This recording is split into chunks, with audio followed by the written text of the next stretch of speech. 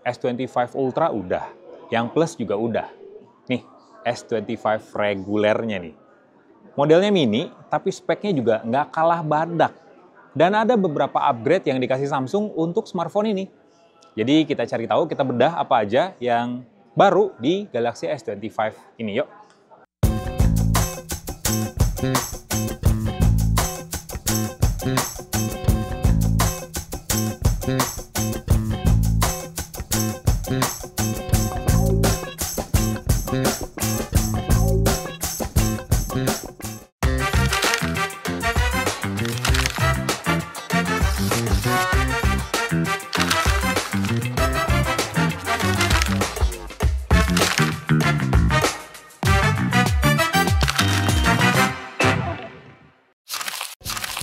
Samsung Galaxy S25 yang bisa dibilang baru launching secara global termasuk di Indonesia, yang ukurannya mini tapi performance-nya ajib. Bisa dibilang ini smartphone kecil-kecil cabai rawit sih. Jadi model paling murah, paling reguler bisa dikatakan, tapi potensi smartphone ini memang sangat besar. Gak cuman dari performance-nya aja yang makin menggila berkat chipset yang baru dan sudah di-customize oleh Samsung, tapi dari fitur AI yang disematkannya pun harusnya memberikan experience yang lebih baik buat penggunanya.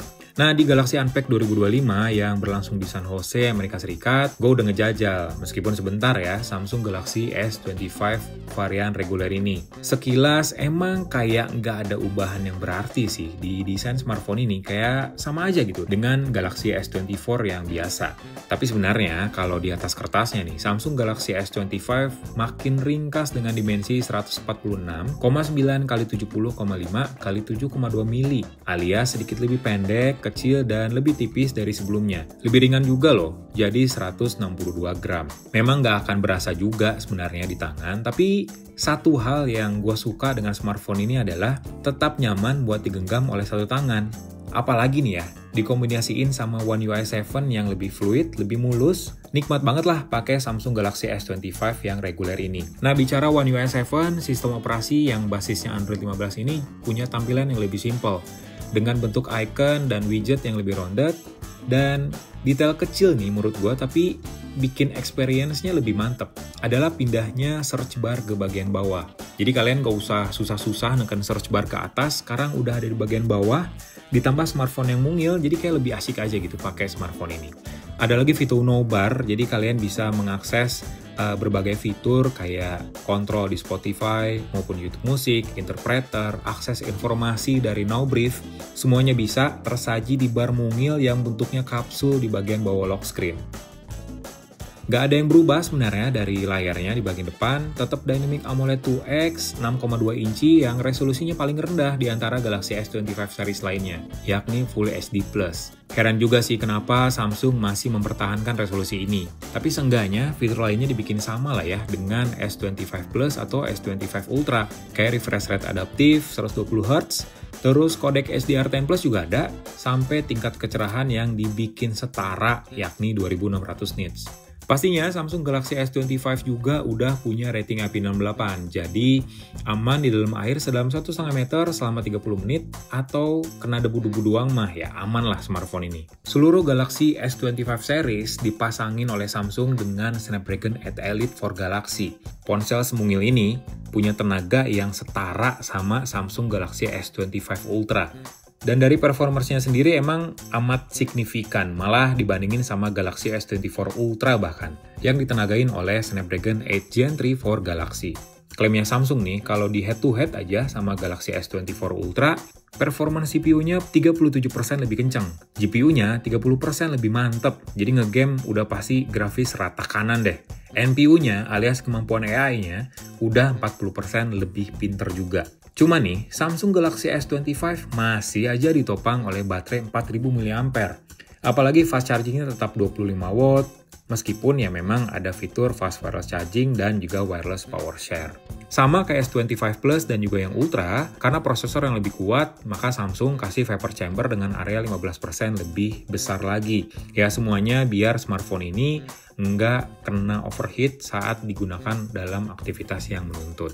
Lagi-lagi, di bagian kamera tetap sama dengan seri sebelumnya. Kameranya dibikin setara sama S25 Plus, yakni kamera utama sensornya 50 megapiksel dengan dukungan OIS, terus kamera telefoto 10 megapiksel yang punya kemampuan 3 kali optical zoom, dan kamera ultrawide 12 megapiksel dengan kamera selfie 12 megapiksel.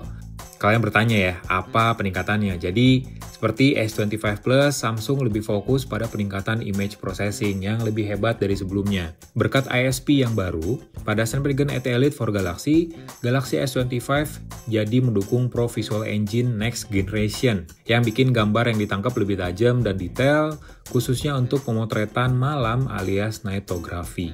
Berkat prosesor yang lebih kencang juga, kamera utama Galaxy S25 sanggup merekam video 8K pada 30 fps. Bisa juga 4K di 60 fps, sama mengaktifkan mode SDR biar videonya makin nampol lagi nih warnanya. Ada pula video log yang bikin kalian bisa melakukan color grading pada videonya, ya khusus buat konten kreator lah ya. Audio eraser udah pasti ada, jadi kalian bisa mengisolasi berbagai jenis suara dengan sekali tekan tombol aja. Nah, balik lagi nih, kita bahas AI ke One UI 7. Jadi ada beberapa fitur yang menarik sih buat gue ya. Bias, kayak Gemini dengan integrasinya yang lebih mulus ke berbagai aplikasi. Terus Circle to Search yang bikin kalian bisa mencari informasi apapun dengan mengombinasikan gambar kayak teks, voice, dan sebagainya untuk mendapatkan informasi yang lebih lengkap dari Google, dan fitur-fitur AI lainnya yang mungkin bakal gue bahas di video terpisah. Nah, Samsung Galaxy S25 juga sekarang punya kapasitas RAM yang meningkat, udah bukan 8GB lagi, tapi jadi 12GB, disandingin sama memori 256GB yang harganya 14,9 juta, dan 512GB yang harganya 16,9 juta.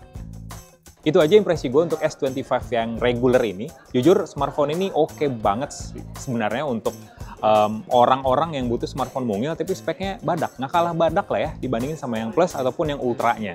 Jadi ya dari prosesornya udah kenceng, kameranya juga bagus, build quality-nya oke, premium pula, dan harganya lebih terjangkau juga. Jadi itu aja. Like video ini, kasih komen, share juga jangan lupa. Bye!